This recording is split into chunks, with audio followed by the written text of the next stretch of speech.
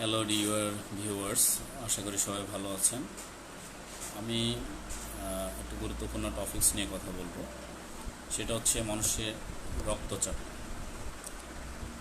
Normal যে blood pressure এবং abnormal বিশেষ যে ব্লাড প্রেশার। মানুষের স্বাভাবিক রক্তচাপ আমরা সবাই জানি, কম বেশি সবাই জানি। সিস্টোলিকটা হবে, সিস্টোলিকের যে রেঞ্জ সেটা হচ্ছে 100 to 130, and diastolic normal range 60 to 90 or 85. এই দুইটা পোর্শনের যে কোনো একটা নর্মাল রেঞ্জ থেকে ফল করলে সেটা হাইপোটেনশন বা নিম্ন রক্তচাপ, যে কোনো একটা নর্মাল রেঞ্জ ক্রস করলে সেটা হবে হাই ব্লাড প্রেশার ও উচ্চ রক্তচাপ।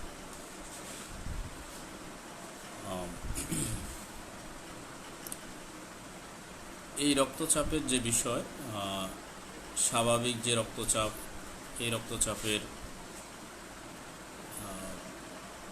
নর্মাল রেঞ্জ থেকে কমে গেলেও সমস্যা, বেশ বেড়ে গেলে বা বাড়তে থাকলেও সমস্যা। যদি বেড়ে যায় সেটাকে আমরা উচ্চ রক্তচাপ বা হাই ব্লাড প্রেশার বলি, আর কমে গেলে সেটাকে আমরা নিম্ন রক্তচাপ বা লো ব্লাড প্রেশার বলি। খুব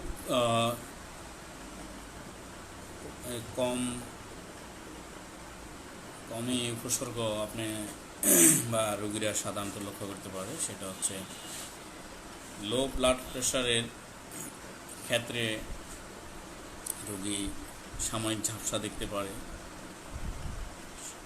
শরীরটা হালকা হয়ে বা যে বডি যে ব্যালেন্স সেটা কমে যেতে পারে, হঠাৎ পড়ে যেতে পারে।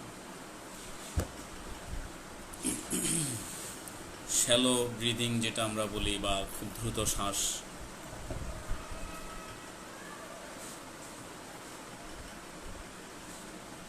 আর উচ্চ রক্তচাপের ক্ষেত্রে এটাও অনেকটা অ্যাসিমটোমেটিক থাকে আর্লি স্টেজে, একদম আনকন্ট্রোল হাই প্রেশার না হলে কম সংখ্যক রোগী বুঝতে পারেন যে তার প্রেশারজনিত সমস্যা। সেক্ষেত্রে হাই ব্লাড প্রেশার অর্থাৎ উচ্চ রক্তচাপ এর ক্ষেত্রে রোগী কখনো কখনো প্রচণ্ড মাথা ব্যথা, বুকে ব্যথা বা পালপিটেশন, বা আমরা যেটা ইরেগুলার হার্টবিট বলি। আর সেক্ষেত্রে আমাদেরকে স্বাভাবিক লাইফ লিড করতে হলে অবশ্যই নর্মাল ব্লাড প্রেশারের দিকে খেয়াল রাখতে হবে, যাতে প্রেশার খুব বেশি কমেও না যায়, বেড়েও না যায়। আমাদের দেশে অনেকগুলো মিথ প্রচলিত আছে। অনেকেই হয়তো দেখা যাবে শরীরটা খারাপ লাগতেছে, প্রেশারের সমস্যা, অনেকে হুট করে স্যালাইন খেয়ে বলতেছেন, সিদ্ধ ডিম খাচ্ছেন, আবার অনেকে লবণের শরবত খাচ্ছেন, অনেকে লেবুর শরবত খাচ্ছেন। এটা আসলে বিষয়টা এমন যে আপনার যেহেতু প্রেশার লো না হাই এটা কনফার্ম হওয়ার সুযোগ প্রেশার মেপে দেখার আগ পর্যন্ত নেই। সেক্ষেত্রে ওয়াইজ হবে প্রেশারটা অবশ্যই মেপে দেখা যখন শরীর খারাপ লাগবে বা প্রেশারজনিত কোনো সমস্যা মনে করবেন। এর অন্যথা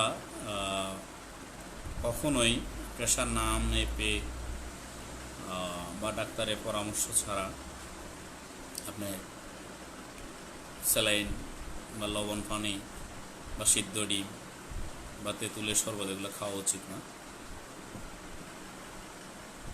কারণ হচ্ছে প্রেশার বেড়ে যাওয়া এবং কমে যাওয়ার যে উপসর্গ, এই দুইটার মধ্যবর্তী যে সিমটম আসলে খুব বেশি তারতম্য নেই।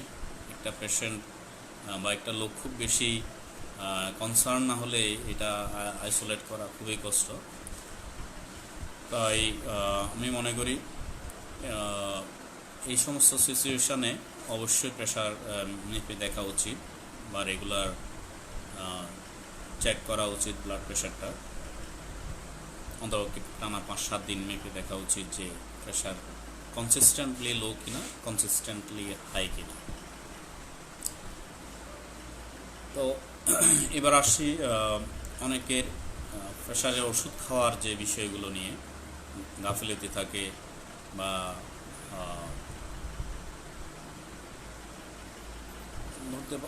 বলা যায় অসচেতনতায় অনেকে দেখা গেল একদিন প্রেশার মেপে দেখলেন প্রেশার হাই, পরের দিনে আরেকজনের কাছ থেকে শুনে বা ফার্মেসি থেকে ডাক্তারের পরামর্শ ছাড়াই ফার্মেসি থেকে বলে একটা যে আমার তো প্রেশার সমস্যা করতেছে, আমার একটা প্রেশার ওষুধ দেন, প্রেশার বেড়ে গেছে। তো দোকানদার স্বাভাবিক, দোকানদার তো কমনলি কিছু প্রেশার ওষুধ নাম জেনেই থাকে বা জানে, সেই ক্ষেত্রে একটা প্রেশার ওষুধ দিয়ে দিল 2-4 দিনের জন্য। সবচেয়ে বড় সমস্যা হয় তখনই যখন আপনার প্রেশারটা কনসিস্টেন্টলি হাই কিনা আপনি জানান না। একদিন প্রেশার মেপে দেখলেন একটু বাড়তি আছে, আপনি ওষুধ খাওয়া শুরু করলেন, বা ঘাড় ব্যথা করতেছে ওষুধ খাওয়া শুরু করলেন, প্রেশার ওষুধ খাওয়া শুরু করলেন। কিছুদিন খেয়ে যখন আপনার ঘাড় ব্যথাটা চলে গেল, প্রেশারটা বা আপনার ভালো লাগতেছে, আপনি প্রেশার ওষুধটা ছেড়ে দিলেন। এই সমস্যাটা খুবই কমন বাংলাদেশের পার্সপেক্টিভে, যেগুলো আমরা প্রতিনিয়ত ফেস করি। এটা আসলে মোটেই উচিত না। কারণ হচ্ছে প্রেশারের ওষুধ, হাই প্রেশারের ওষুধ বিশেষ করে, লো প্রেশারে তো খুব বেশি ওষুধ নেই বা দরকার হয় না। লাইফস্টাইল চেঞ্জ করলে অনেক সময় প্রেশার কন্ট্রোল থাকে, খাওয়া দাওয়া কন্ট্রোল করলে। কিন্তু হাই প্রেশারের ক্ষেত্রে যে বিড়ম্বনাগুলো, এই যে 2 দিন খেয়ে ওষুধটা ছেড়ে দিলেন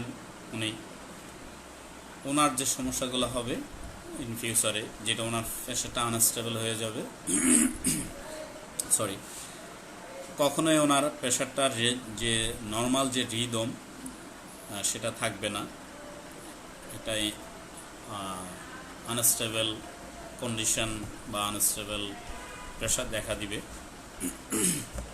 কখনো বিপি ফল করবে ওনার, কখনো নর্মাল থাকবে, আবার কখনো হাই হয়ে যাবে। অর্থাৎ যেহেতু উনি অ্যান্টিহাইপারটেনসিভ ওষুধ খেয়েছেন রেগুলারলি, এটাই সমস্যা যে বডি ফিজিওলজির উপর এটার একটা ব্যাড ইফেক্ট আছে।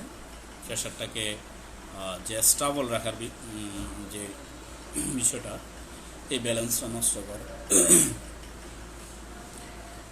তো আবার অনেক ক্ষেত্রে দেখা যায় ডক্টর অ্যাডভাইস করছেন, এরপরও পেশেন্ট কিছুদিন খেয়ে প্রেশার ওষুধটা স্টপ করে দিচ্ছেন, বা ওনার কাছে মনে হচ্ছে প্রেশার লো হয়ে যাচ্ছে অনেক।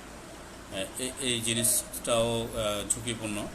কারণ হচ্ছে যারা অ্যান্টিহাইপারটেনসিভ ড্রাগ নিচ্ছেন বা ডাক্তারের পরামর্শে সেবন করছেন, তাদের বেলায় বিষয়টা আরও জটিল। আপনাকে অবশ্যই ডাক্তারের পরামর্শ ছাড়া ওষুধ ডিসকন্টিনিউ করতে পারবেন না। কারণ প্রেশার একবার আনস্টেবল হয়ে গেলে এই প্রেশারকে কন্ট্রোল করা বা ব্যালেন্সে রাখা, নর্মোটেনসিভ রাখা ক্রিটিক্যাল হয়ে যায়। এমনকি যেহেতু এটা একটা অ্যাসিমটোমেটিক রোগ বা হাইপারটেনশন সমস্যাটি,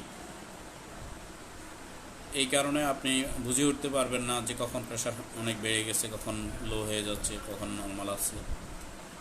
এই জন্য আমরা অনেক সময় দেখি যে সাডেন স্ট্রোক, অর্থাৎ হঠাৎ স্ট্রোক করা রোগী, এদের হিস্ট্রি নিয়ে আমি অনেক দেখেছি যে এরা আসলে কখনোই অ্যান্টিহাইপারটেনসিভ ওষুধগুলো বা প্রেশার ওষুধগুলো কন্টিনিউ করতো না, ইরেগুলার ছিল।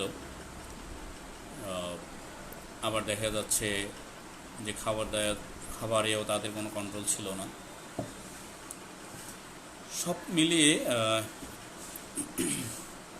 প্রেশারের বিষয়টা খুবই জটিল। আপনাকে হেলদি লাইফ লিড করতে হবে।